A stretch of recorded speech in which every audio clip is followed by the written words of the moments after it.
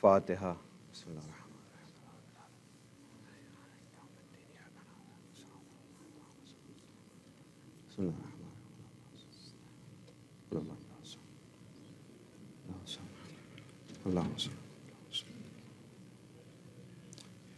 اعوذ باللہ من الشیطان الرجیم. بسم اللہ الرحمن الرحیم. الحمد للہ رب العالمین. الحمد للہ الذی لا یبلغ مدحتہ القائلون ولا یحصی نعماءہ العادون ولا يعدي حقه المجتهدون. الذي لا يدركه بعد الحمم ولا يناله غوث الفتن. الذي ليس لصفته حد محدود ولا نعت موجود ولا وقت معدود ولا أجل ممدود. فتر القلائق بقدرته ونشر الرياح برحمته. اللهم أفس صلة سلواتك وسلامة تسليماتك على أول التعينات المفاضة من العماء رباني وآخر التنزلات المضافة إلى نوع الإنساني. كان الله ولم يكن معه شيء ثاني. محصي لعوالم حضرات الخمس في وجوده وكل شيء أحصيناه في إمام المبين. الرسول النبي المكي المدني الخرشي التحامي صاحب لواء الحمد ومقام المحمود أبي القاسم محمد الحميد. صلى على عليه وعلى أخيه وابن عمه وخليفته من بعده وقائد الغر المحجلين ياسوب الدين إمام المتقين أمير المؤمنين علي بن أبي طالب. اللهم صل على محمد وعلى ابنته الطاهرة الحوراء الإنسية الراضية المرضية الشفية يوم الجزاء فاطمة الزهراء سلام الله عليها. محمد وعلى سبطي الرحمة وسيد شباب أهل الجنة الحسن والحسين.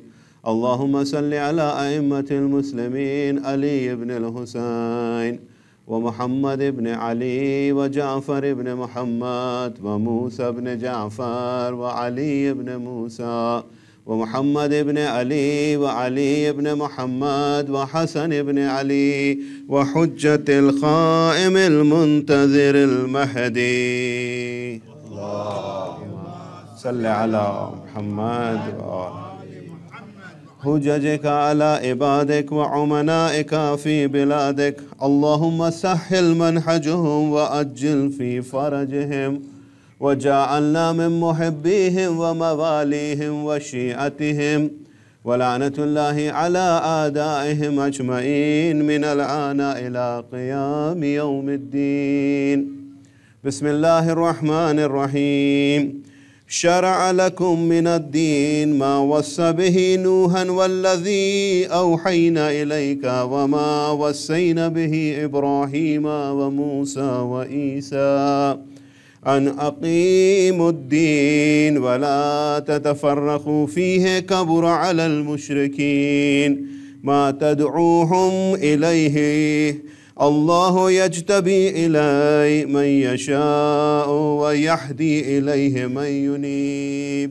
صدق الله العلي العظيم. صلوات على محمد وآل محمد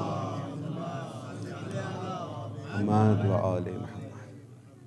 تمام تعریف مختص ہے اس ذات واحد کے لیے جو اس کائنات کا حقیقی خالق بھی ہے، مالک بھی ہے، مدبر بھی ہے، اور اس کا سب سے بڑا لطف یہ ہے کہ اس نے ہماری ہدایت کے لیے محمد مصطفیٰ اور ان کی آل کو بھیجا.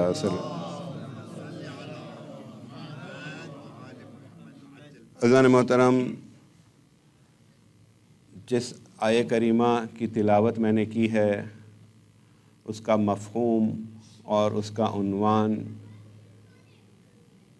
ولو یہ کہ خطاب تو پیغمبر ختوی مرتبت سے کیا جا رہا ہے، لیکن اس کے امپلیکیشنز، اس کے نتائج پوری امت کے پر واضح کیے جا رہے ہیں، اور قدرت اعلان کر رہی ہے، اے پیغمبر، ہم نے تمہیں دین کا راستہ دکھلایا، شرع لکم الدین ما وصی بہ نوحا، جیسا کہ ہم نے نوح کو وصیت کی تھی اور نوح کو دکھلایا تھا، ہم نے ویسے ہی والذی اوحینا الیک، جو ہم نے آپ کو وحی کی ہے وہ وہی ہے میسج جو حضرت نوح کو کیا تھا، وما وصینا بہ ابراہیم، اور جو پیغام ہم نے ابراہیم کو سنایا تھا اور جو راستہ ہم نے ابراہیم کو دکھایا تھا،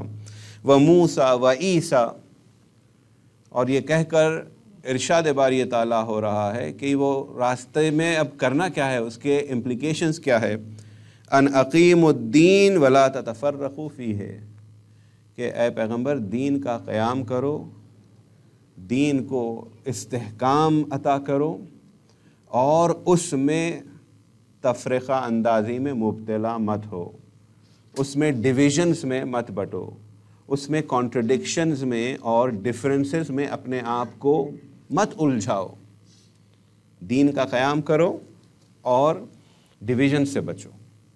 یعنی اگر آپ دیکھیں تو یہ آیہ کریمہ جو بتا رہی ہے کہ صرف دین پر چلنا نہیں ہے، بلکہ دین کو قائم کرنا ہے، دین کو اسٹیبلش کرنا ہے، اور پھر ایسے اسٹیبلش کرنا ہے کہ نہیں ہر شخص اور ہر گروہ اپنا ایک دین بنا لے، اپنا ایک چھوٹا سا جو ہے اسلامک ورلڈ ویو بنا لے، اسلامک ویژن بنا لے، اور پھر سب کو جو ہے اس کی طرف بلائے۔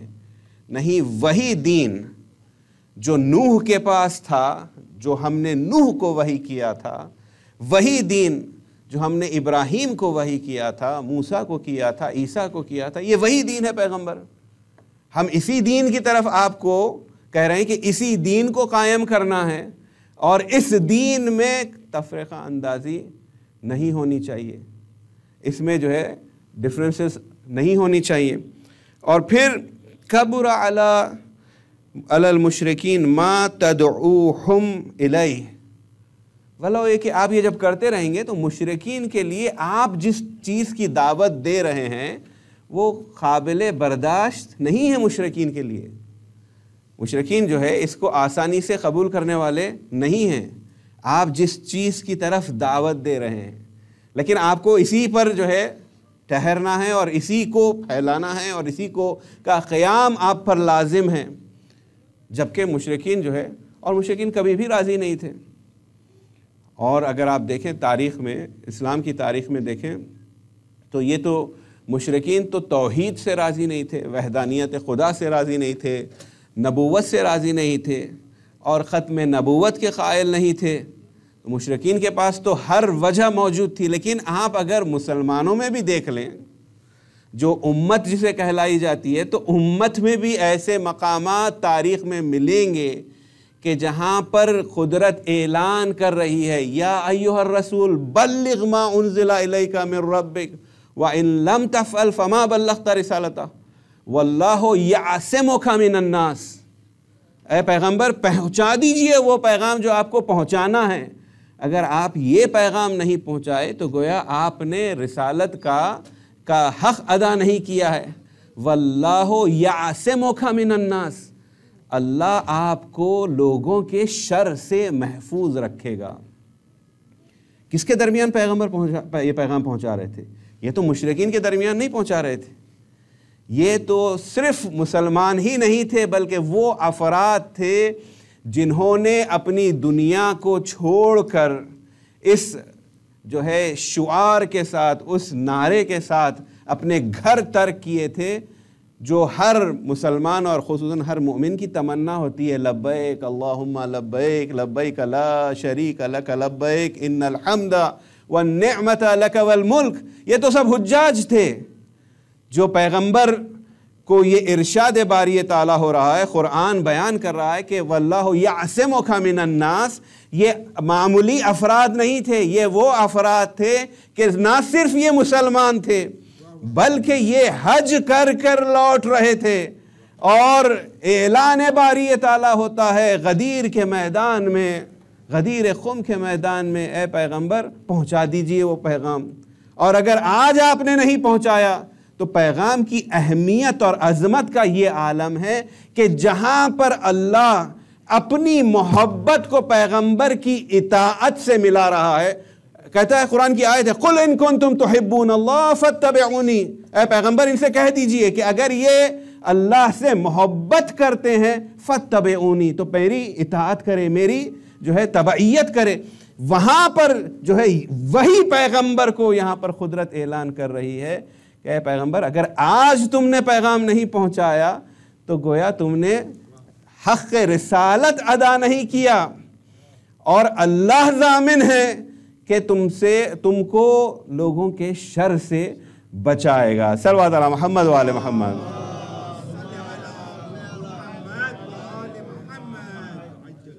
قرآن کے تیور عزیزو، کہیں پر قرآن پیغمبر کو طٰہٰ کہہ رہا ہے، کہیں یاسین کہہ رہا ہے، کہیں پر قرآن کہہ رہا ہے پیغمبر اتنی زحمتیں اپنے لیے مت اٹھاؤ، وما علینا الا البلاغ. قرآن کہہ رہا ہے اے پیغمبر تم زیادہ پریشان مت ہو، تمہارا کام ہے صرف پہنچا دینا، پہنچا دو اور بس. لیکن بعضی اوقات ایسا وقت بھی آتا ہے کہ جہاں پر پوری نبوت کا کسر اور پوری نبوت کا امتحان لیا جاتا ہے کہ اگر آپ آج یہ پیغام نہیں پہنچائے تو گویا آپ نے کار رسالت انجام نہیں دیا ہے. تو عزیزان محترم وہ کام کون سا تھا، وہ پیغام کون سا تھا؟ وہ وہی پیغام تھا جس کے توسط سے دین کا قیام اور دین کا دوام ممکن تھا. وہ جو لیڈرشپ اللہ چاہتا تھا کہ اس لیڈرشپ کے تحت اسلام کا کاروان آگے بڑھتا رہے، کہ جو صداقت کے ساتھ، جو سچائی کے ساتھ، جو پیورٹی کے ساتھ، جو طہارت کے ساتھ پیغمبر نے اسلام کو پہنچایا ہے، اس کی پیورٹی کو نہ صرف ریٹین کیا جائے بلکہ اس کو منتقل کیا جائے. اور وہ جب تک نہیں ہو سکتا تھا جب تک کہ پیغمبر کا وصی کا اعلان نہیں ہوتا. لہٰذا اعلان وصی پیغمبر بہت اہمیت کا حامل ہے. ایسے نہیں ہے کہ چار لوگ کہیں پر بیٹھ جائیں اور طے کر لیں کہ کون ہوگا اور پھر اس کے بعد کہتے رہیں کہ کاش کہ میں یہ ہوتا، کہ کاش کہ میں وہ ہوتا، میں انسانی نہیں ہوتا، میں جانور ہوتا. بعضی افراد جو ہے اتنا اپنے آپ کو جو ہے ریگریٹ کرتے ہیں کہ کیوں بنایا گیا تھا ہمیں. تو عزیزان محترم یہ جو دین ہے اس کا قیام بھی ایکولی امپورٹنٹ ہے. دین صرف پیغمبر کے دور میں آ کر جانے کے لیے نہیں تھا، یہ آخری نبی ہے اور یہ وہ پیغام ہے جو حجت ہے تمام بنو آدم کے لیے تا روز قیامت، تا وقت معلوم. تو لہٰذا یہ سب سے زیادہ اہمیت کا حامل تھا، اور اس کو قائم کرنا اور اس کی کنٹینیوٹی اور اس کی جو اپرائٹنس ہے، اس کی جو صداقت ہے، اس کو پریزرو کرنا وہ ایکولی امپورٹنٹ بلکہ اس سے زیادہ امپورٹنٹ تھا. لہٰذا اس کا اصرار قرآن میں بارہا کیا گیا ہے. قدرت نے بارہا اس کا اعلان کیا ہے ان اقیم الدین ولا تتفرقوا فیہ، اور اس میں تفرقہ پیدا ہونے نہ دینا. اور جو خدشہ تھا، دونوں خدشے تھے. اسلام کو روز اول سے جو خدشہ تھا، قیام دین میں بھی خدشہ کہ اس دین کو کہ جو پیغمبر لائے تھے اس کو جو ہے کمپلیٹلی ٹرانسفارم اور ڈسٹارٹ کر دینا، اس میں تحریف ایجاد کر دینا، یہاں تک کہ لوگ پیغمبر کی سچائی اور صداقت کو ماننے سے منہ پھیر لیں. تو لہٰذا عزیزو ہم دیکھتے ہیں یہ وہی قرآن ہے، یہ وہی کلام الہی ہے، یہ وہی حکم پروردگار ہے جو کہہ رہا ہے وما ینطق عن الہوی ان ہوا الا وحی یوحی، میرا نبی تو بولتا ہی نہیں جب تک کہ اپنی ہوائے نفس سے پیغمبر بولتے ہی نہیں، اپنی خواہشات نفس سے پیغمبر بولتے ہی نہیں، جب بھی کہتے ہیں وہ وحی الہی ہوتی ہے، وہ ارشاد الہی ہوتا ہے۔ تو ایسا پیغام، اس کا قیام اور اس کا پریزرویشن بھی پیغمبر ہی سے انتظار ہے، توقع و قدرت کو پیغمبر ہی سے ہے کہ اس کو قائم کیا جائے اور اس کو پریزرو کیا جائے، دوسروں سے کیا پڑھیے۔ اور پیغمبر نے بتایا اگر اس دین کا قیام کوئی کرے گا تو میں کروں گا یا پھر میرے اہل بیت کریں گے۔ اگر آپ اس کے مناظر دیکھنا چاہتے ہیں تو جنگ بدر میں پیغمبر کس کو بھیج رہے ہیں؟ تینوں بھی رشتہ دار سب سے پہلے جو آتے ہیں، عبیدہ بھی رشتہ دار ہیں، حضرت حمزہ بھی رشتہ دار ہیں، امیر المؤمنین بھی رشتہ دار ہیں۔ Who is invested in this project of Islam that the Prophet had brought? پیغمبر کی ذات ہے یا بنی ہاشم ہے یا آل بنی ہاشم ہے، یہی افراد ہے۔ اسی لیے ہم دیکھتے ہیں کہ تاریخ میں اگر ان پر حملہ ہوا ہے تو حملہ ان کی ذات پر نہیں تھا، حملہ اس تقویت اور اس قوت اور اس بردرہڈ جس کے بیسس پر دین قائم رہ سکتا ہے، اس کی سینکٹٹی کو کمزور کرنا تھا تاکہ اس میں تحریف کو، ڈسٹورشن کو جو ہے وارد کیا جائے۔ تو عزیزو، یہ جو دین کا قیام ہے، یہ دین کا قیام صرف پیغمبر کی ذات تک محدود نہیں تھا، بلکہ قرآن بتا رہا ہے جو پیغام ہے یہ تمہارے رب کا پیغام ہے، اور یہ پیغام اتنا آتھینٹک ہے اور اتنا نیچرل ہے کہ اس سے زیادہ جو ہے انسان اپنے آپ میں درک ہی نہیں کر سکتا، اس لیے کہ قرآن کہہ رہا ہے وَأَقِمْ وَجْهَكَ لِلدِّينِ حَنِيفًا۔ کیا کہہ رہی ہے قدرت؟ کہ اپنے آپ کو، اپنے قلب کو تیار کر لو دین حنیف کے لیے۔ کون سا دین ہے؟ فطرت اللہ التی فطر الناس علیہا، a religion as a people of pure faith، جس کا اوریجنیشن فطرت، جو اللہ نے فطرت ہمارے اندر جو ہے نہادی ہے، جو ہمارے اندر جو فطرت، ہمارے اندر جو انسٹنکٹ ہے، ہیومن انسٹنکٹ ہے، اس میں جو قرار دیا ہے، اسی فطرت پر بنایا ہوا دین ہے۔ یہ انسان کی فطرت میں پایا جاتا ہے کہ وہ توحید کا ماننے والا ہے، انسان کی فطرت میں یہ پایا جاتا ہے کہ وہ عدل کو صحیح سمجھتا ہے، ظلم کو غلط سمجھتا ہے، اس کی فطرت میں پایا جاتا ہے۔ ہمیشہ میں مثال استعمال کرتا ہوں، اگر آپ کہیں گے کہ تمباکو نوشی بری چیز ہے، خراب ہے، انجریس ٹو ہیلتھ ہے، تو سوال ہوگا کیوں؟ اس لیے کہ تمباکو نوشی کا نتیجہ یہ ہوتا ہے کہ انسان جو ہے کینسر میں مبتلا ہو جاتا ہے۔ چونکہ وہ علت، اس کا جو نتیجہ ہے وہ خراب ہے، اس لیے تمباکو نوشی خراب ہے۔ اگر کل تمباکو نوشی سے لوگوں کے دل اچھے ہونے لگے اور کینسر نہ ہونے لگے تو سمجھیں گے آپ تو پرسکرائب کر کے تمباکو جو ہے استعمال کر سکتے ہیں، لیکن چونکہ اس کا نتیجہ خراب ہے، اس کی ایک علت پائی جاتی ہے۔ لیکن اگر آپ عدالت کو دیکھیں گے، العدل حسن، تو عدالت اچھی ہے، لأنہ عدل، اس لیے کہ وہ عدالت ہے۔ اس کے لیے آپ کو کوئی دلیل کی ضرورت نہیں ہے، اس لیے کہ آپ کی فطرت میں یہ چیز پائی جاتی ہے کہ عدل صحیح ہے اور ظلم قبیح ہے۔ صلوات علی محمد وآل محمد۔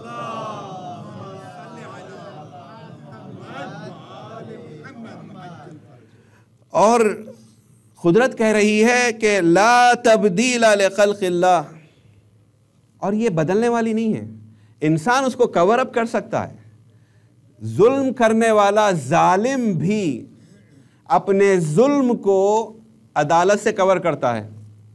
اسی لیے آپ دیکھتے ہیں آج بڑے بڑے ظالم حکمران، اور تاریخ اس بات کی شاہد ہے، سابق میں بھی ماضی میں بھی حکمران، جابر حکمران ظلم ضرور کریں گے لیکن اپنے ظلم کرنے کا اعلان نہیں کریں گے، بلکہ عدالت طلبی، عدالت خواہی، انصاف طلبی کے نعرے بلند کریں گے اور ظلم کریں گے، کیونکہ ان کو پتہ ہے فطرت انسانی میں یہ بات طے شدہ ہے کہ ظلم صحیح نہیں ہے، ظلم غلط ہے، اور عدالت جو ہے صحیح شے ہے۔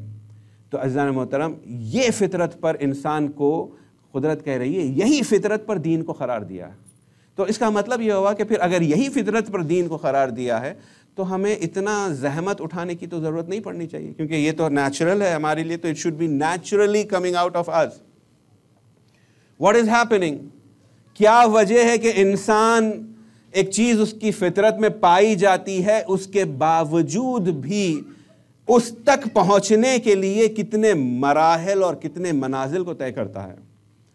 ہم اپنی زندگی میں چونکہ ہم انٹائٹل تھے، اللہ کا یہ لطف و کرم تھا کہ ہم مسلمان گھر میں پیدا ہوئے، ایسے گھر میں پیدا ہوئے کہ جہاں اہل بیت کے چاہنے والے رہتے تھے، تو ہم کو تو ایسے ہی مل گیا۔ لیکن آپ ان افراد سے پوچھئے کہ اگر یہ جرنی اگر کسی کو طے کرنا ہے، یہ راستہ اور یہ فاصلہ جو ہے طے کرنا ہے، تو اس میں زندگی انسان گزار دیتا ہے، اور اس کے بعد جا کر بہت کم ہوتے ہیں جو حق کی تلاش میں زندگی صرف کرنے کے بعد حق تک پہنچتے ہیں۔ تو آپ یہ بتائیے کہ یہ دین کا قائم کرنا کتنا اہمیت کا حامل ہے کہ اگر وہ افراد جو یہ بات کا ایمان بھی رکھتے ہیں، یقین بھی رکھتے ہیں کہ جو دین پر ہم باقی ہیں وہی حق ہے، تو اس کے قیام کے لیے کتنی جد و جہد کرنی چاہیے، اور ایسے کرنی چاہیے کہ جس میں تفرقہ پیدا نہ ہو، وہ بھی ساتھ ہونا چاہیے۔ مشکل یہ ہے کہ انسان دین کا قیام تو کرتا ہے لیکن آبجیکٹیو کہاں سے کہاں پتہ چلتا ہے کہ چلا گیا۔ اگر آئی تھنک پال کا قصہ ہے یا پیٹر کا، مجھے اب یاد نہیں پڑ رہا ہے، لیکن جو ہے کہتے ہیں کہ کرسچینٹی میں ہوا یہ تھا کہ یہ جب آئے تھے تو جب خود حضرت عیسیٰ زندہ تھے تو یہ عیسیٰ کے رینکس میں نہیں آئے، عیسیٰ کے مرنے کے بعد یہ آتے ہیں، لیکن ان کے آنے سے پہلے یہ تھا کہ دین جو ہے پورا it was all about God and Jesus being the representative of God. لیکن جیسے ہی یہ پال یا پیٹر ہے، I'm just missing, I'll correct، پال ہے، اس کے بعد سڈنلی پورا نیریٹو چینج ہو گیا۔ اس کے بعد تو it is nothing about God, it's all about Jesus. اور یہ تحریف کس نے کی ہے؟ پال نے کی ہے، اور اس کا اقرار اس دین کے ماننے والے اس بات کا اقرار بھی کرتے ہیں، ورنہ تو حضرت عیسیٰ تو آ کر جو ہے اپنی تعریف نہیں کر رہے تھے۔ اگر آپ اولیاء الہی کو دیکھیں گے تو یہ اپنی کبھی تعریف نہیں کرتے، نہ اپنی طرف دعوت دیتے ہیں، بلکہ حق کی طرف دعوت دیتے ہیں، حق کے لیے لوگوں کو بلاتے ہیں اور انصاف کے لیے لڑتے ہیں، مظلوموں کا ساتھ دیتے ہیں۔ اپنے تخت و تاج کی انہیں نہ پرواہ ہوتی ہے نہ فکر ہوتی ہے۔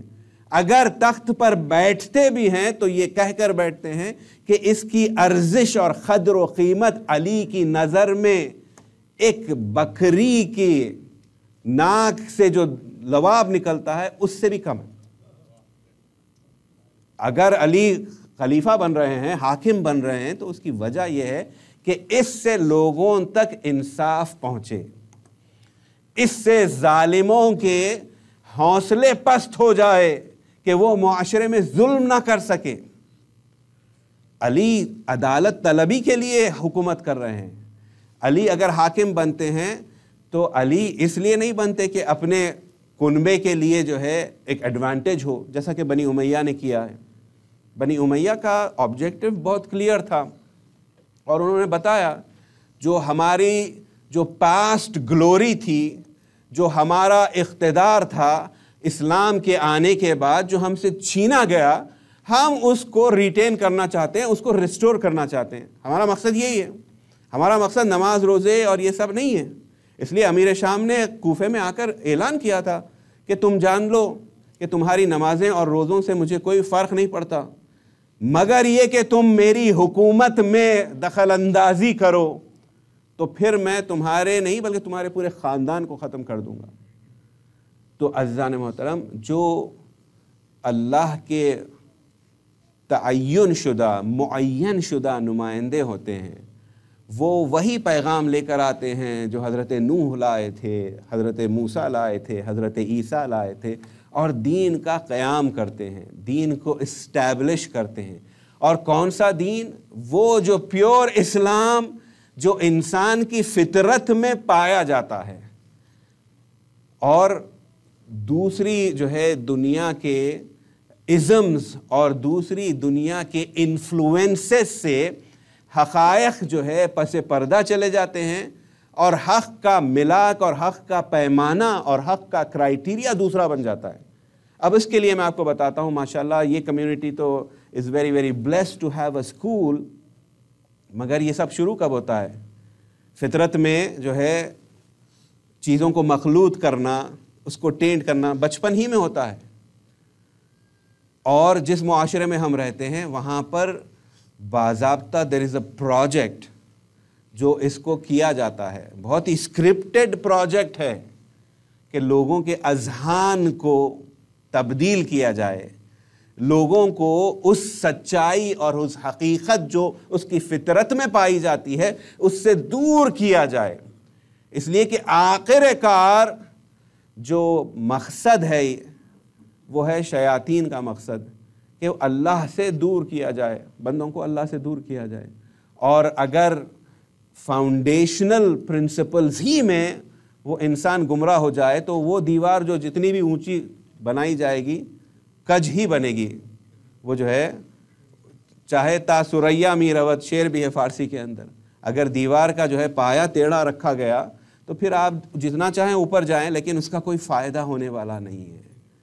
تو لہٰذا عزیزان محترم، ہم کو we need to start early on this project. ماشاءاللہ آئی ایم سو گلیڈ کہ یہاں کی کمیونٹی نے اس کو اپنا مقصد بنایا ہے اور اپنا پیشن بنایا ہے، and I am seeing how exponentially this community is growing, especially with the education system that is being established and the efforts of all the mu'mineen under the leadership of Maulana, mashallah. A loud salawat for all of you.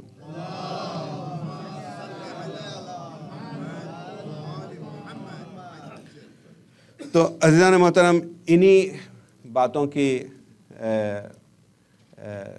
درمیان ہم کچھ آپ کی خدمت میں معروضات پیش کرنے کا ان شبہائی کے ہم جس میں ان مجالس کو منعقد کر رہے ہیں، میں کوشش کروں گا، اور اس دین کا قیام معاشرے کے لیے تو ضروری ہے لیکن اس سے زیادہ ضروری خود اپنے لیے ہے۔ انسان اپنی اصلاح کرے، اپنی زندگی کو بہتر سے بہتر بنائے، ویسی بنائے جیسے کہ اللہ چاہتا ہے اور اس کا رسول چاہتا ہے، تاکہ اس کی زندگی کا ماحصل، اس کی زندگی کا ثمرہ، اس کی زندگی کا کوئی ایک نتیجہ نکلے۔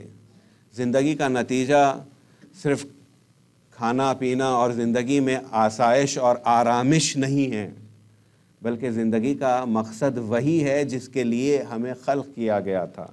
وَمَا خَلَقْتُ الْجِنَّ وَالْإِنسَ إِلَّا لِيَعْبُدُونَ، کہ ہم جو ہے قدرت کہہ رہی ہے ہم تو جن و انس کو ہم نے پیدا ہی نہیں کیا لیکن ہماری بندگی کے لیے۔ تو وہ بندگی کیسی ہونی چاہیے؟ بندہ عبد کیسا ہونا چاہیے؟ اپنی مرضی کا عبد ہونا چاہیے یا ویسا کہ وہ جیسا چاہتا ہے ویسا ہونا چاہیے؟ تو اگر وہ جیسا چاہتا ہے ویسا اگر ہونا ہے تو ہمارے پاس اور کوئی چارہ ہے ہی نہیں مگر اتباع رسول۔ جیسے کہ میں نے قرآن کی آیت آپ کے سامنے پڑھی تھی، قُلْ إِن كُنتُمْ تُحِبُّونَ اللَّهَ فَاتَّبِعُونِي، اے پیغمبر ان سے کہہ دیجئے اگر یہ اللہ سے محبت کرتے ہیں تو آپ کی اتباع کریں، اور اگر آپ پیغمبر کے دروازے پر جائیں گے تو پیغمبر کہیں گے انی تارکم فیکم الثقلین، میں تمہارے درمیان دو گراں بہار چیزیں چھوڑ رہا ہوں، کتاب اللہ و اطرتی اہل بیتی، ایک تو کتاب خدا ہے اور دوسرے میری اطرت ہے، اور اگر تم ان سے متمسک ہو جاؤ تو پھر مجھے حوض کوثر پر آ کر ملو گے۔ ایک کتاب ہے جو قرآن صامت ہے اور دوسری کتاب ہے جو قرآن ناطق ہے، بولتا ہوا قرآن ہے، اور اگر مومن ان دونوں کو اپنے ہاتھ میں تھام لے اور اپنی زندگی کو اس کی روشنی میں اور اس کے سائے میں گزارے تو ممکن ہے ہی نہیں کہ وہ گمراہ ہو سکتا ہے. گمراہی اس کا مقدر بن ہی نہیں سکتی، کامیابی اس کا مقدر بن جاتی ہے. اور اسی لیے جو افراد ان کو تھامتے ہیں اس کے بعد وہ دنیا کی جو ہے پستی یا دنیا کی شکست یا دنیا کی بلائیں اس میں ان کے قدم ڈگمگاتے نہیں ہیں. اگر آپ دیکھنا ہے تو آئیے کربلا میں دیکھیے کیسے کربلا میں اصحاب امام حسین یہ جانتے ہوئے بھی کہ کل صبح کیا ہونے والا ہے کوئی ڈگمگا نہیں رہا تھا. امام حسین نے تو سب کو مہلت دی تھی، امام حسین نے تو سب کو اجازت دی تھی، امام حسین نے تو سب کی ضمانت بھی لی تھی کہ میں ضامن ہوں، تم اگر آج اس شب کی تاریکی میں چلے جاتے ہو تو میں اس بات کا ضامن ہوں کہ روز قیامت اپنے نانا سے شفاعت میں خود کرواؤں گا، تم اس بات کی فکر نہ کرو. لیکن یہاں پر ان کا رکنا بتا رہا ہے کہ بندگی کا معیار کیا ہے. بندگی کا معیار دنیا کی زندگی اور دنیا کی کامیابی نہیں ہے، بلکہ حق طلبی ہے، حق کا ساتھ دینا ہے، پائیداری کے ساتھ حق پر ڈٹ جانا ہے. اور وہ ہم دیکھتے ہیں کربلا میں جو اصحاب امام حسین آئے تھے انہوں نے ہمیں وہ درس دیا. عزیزو، جن ایام کی طرف ہم آگے بڑھ رہے ہیں یا جو یہ راتیں ہیں جس بات کی ہمیں یاد دلاتی ہے وہ سفر ہے کہ جو سفر کے مہینے میں اہل بیت کو طے کرنا پڑا تھا. یہ وہی سفر ہے کہ جہاں پر 10ویں محرم کو کربلا میں 3 دن کا بھوکا اور پیاسا فاطمہ کے لال کو ذبح کر دیا گیا، لیکن مسلمانوں کو اب بھی چین نہیں آیا. یہ کیسے مسلمان ہیں اور یہ کیسا اجر رسالت ہے کہ جو قرآن کہہ رہا ہے پیغمبر ان سے کہہ دیجئے کہ آپ کچھ بھی اجر رسالت ان سے نہیں مانگتے سوائے یہ کہ اقربا سے محبت کریں. لیکن محبت تو کجا، یہاں پر لوگ ایک طرف دین کی بات کر رہے ہیں اور دوسری طرف قتل نواسے پیغمبر پر آمادہ ہیں، اور یہ کہہ کر آمادہ ہیں کہ جلد از جلد سر و تن میں جدائی کرو تاکہ ہم نماز عصر پڑھیں. یہ کون سی نماز تھی جو مسلمان پڑھ رہا تھا کہ جہاں پر سیدہ شباب اہل الجنہ کا سر تن سے جدا کیا جا رہا تھا؟ یہ کون سے مسلمان تھے اور یہ کون سی امت تھی کہ جو اپنے نبی کے نواسے پر اتنی بے دردی سے گھوڑوں کو دوڑا رہے ہیں؟ جنازہ تن و سر میں جدائی ہو گئی مگر ابھی اطمینان نہیں آیا. 11ویں محرم کو کیا دیکھا جاتا ہے کہ گھر جلا دیے گئے اہل بیت کے، قیام جلا دیے گئے اہل بیت کے، لیکن اس پر بھی مطمئن نہیں ہوتے ہیں، لہذا لوٹا گیا، اسباب کو لوٹا گیا. صرف بڑوں سے لوٹا نہیں گیا بلکہ بچوں سے تک اسباب لوٹے گئے. حسین کی 4 سالہ بچی کے گوشوارے کانوں سے چھینے گئے، بیویوں کی ردائیں چھینی گئی. عزیزو، یہاں پر ظلم کا اختتام نہیں ہوتا ہے بلکہ اب یہاں سے ظلم آگے بڑھتا ہے. تو ظلم کی انتہا یہ ہے کہ بیویوں کو کربلا سے کوفہ اور کوفے سے شام سر ننگے اور ننگے اونٹ کی پشت پر ان بیویوں کو بٹھایا گیا ہے اور انہیں لے جایا جا رہا ہے. عزیزو، یہ کون سی امت ہے اور یہ کون سا اجر رسالت ہے کہ اہل بیت کو ایسے لے جایا جا رہا ہے کہ کوئی خروج کیا ہے اور یہ ترک اور شام کے غلام ہیں جسے زنجیروں میں کھینچا جا رہا ہے، لیکن احقاق کے حق کے لیے یہی بیویاں، یہی بچے اور بیمار کربلا ہے جو اپنے بابا کی حقانیت کو بیان کرتے ہوئے آگے بڑھ رہے ہیں. کبھی کوئی کہتا ہے کہ یہ کون ہے جس نے ہمارے خلیفہ سے خروج کیا ہے، اور آتا ہے بیمار کربلا کے نزدیک اور آ کر نازیبا الفاظ استعمال کرتا ہے.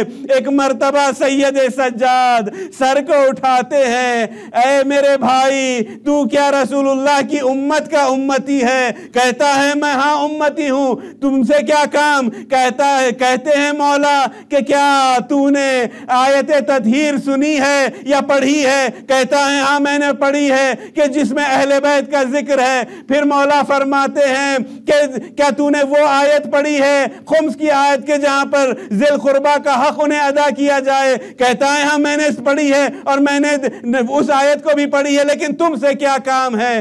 اب یہاں پر سید سجاد کہتے ہیں وہ اہل بیت رسول ہم ہی ہے عزیزو۔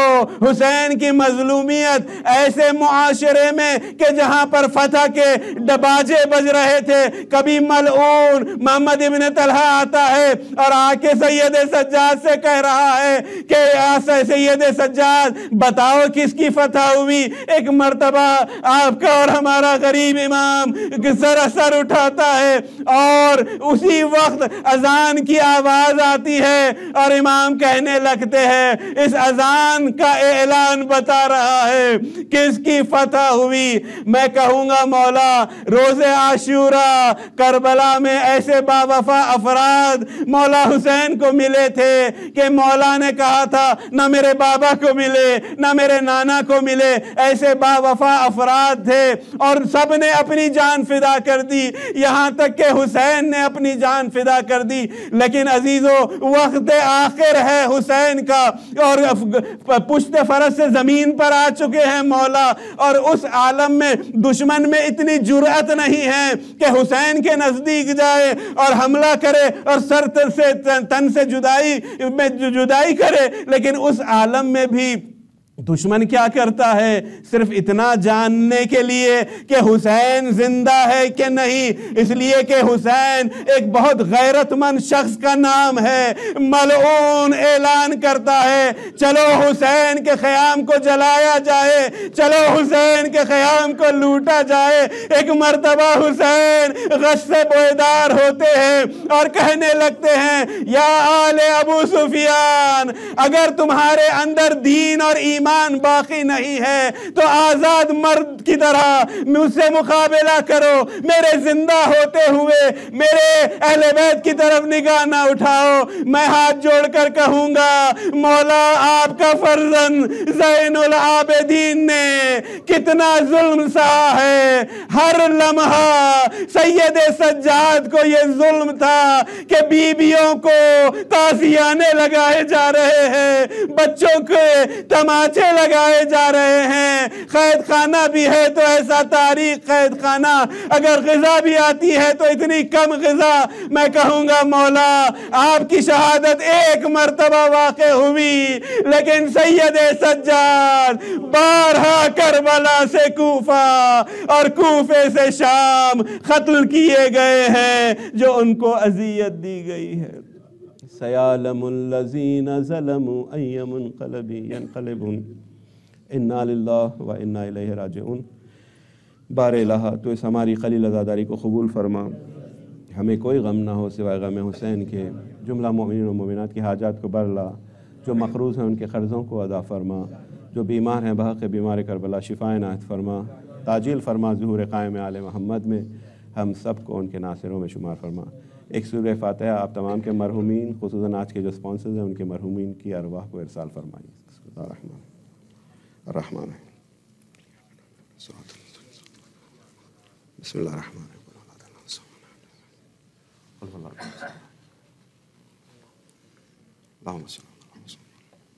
یا حسین یا حسین یا حسین یا حسین